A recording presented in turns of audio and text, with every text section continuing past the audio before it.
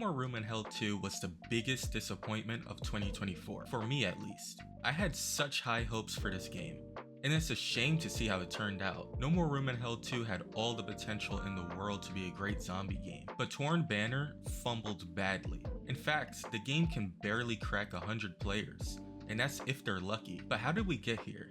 How did Torn Banner take what should have been a slam dunk of a sequel to one of the worst games of 2024? No More Room in Hell 2 had one of the worst launches that I have personally seen in such a long time. And before anyone says, but it's an early access, I don't really care. To me, that's not an excuse, especially if you're asking for $30 for a broken product. Early access does not mean you get to release a game in such a broken, unplayable state. This game needed at least another year or so in the oven before hitting the store page. For those who had the displeasure of playing No More Room in Hell 2 on launch day, you may remember the teleporting zombies, the broken hitboxes, the awful performance. It was all terrible. And since the game has left such a horrible first impression on people, pretty much the entire player base left in just a couple of days. And you may be wondering why I have another game playing on the screen, and well, the answer is simple. I can't play No More Room in Hell 2. I mean, I can launch the game and search for a match, but it would take me an eternity to find one. And it won't even be a full server. The game is online only, so single player is out of the question. And not to mention the fact that the servers and the hitboxes are still terrible, so it wouldn't even be a fun experience. You're not missing much, trust me.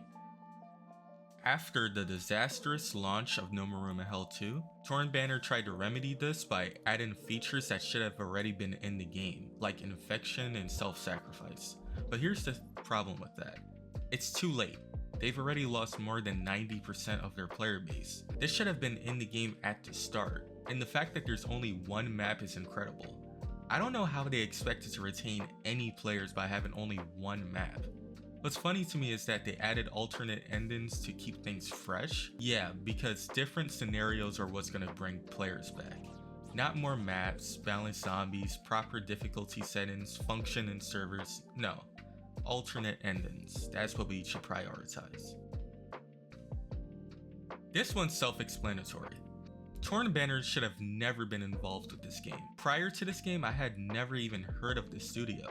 Apparently they don't have the best track record. I guess I should have done my due diligence before getting hyped for this game, because I had no idea they would have destroyed this game before it even saw the light of day. Since they're a different studio, the game is missing the unique flair from the previous devs. Like the gameplay, the music, the atmosphere, it feels nothing like the first title of the series. It's such a shame. Since No More Room in Hell 2 is such a broken game and it seems unlikely that it will ever recover, this is probably gonna be my last video on this game, at least for now.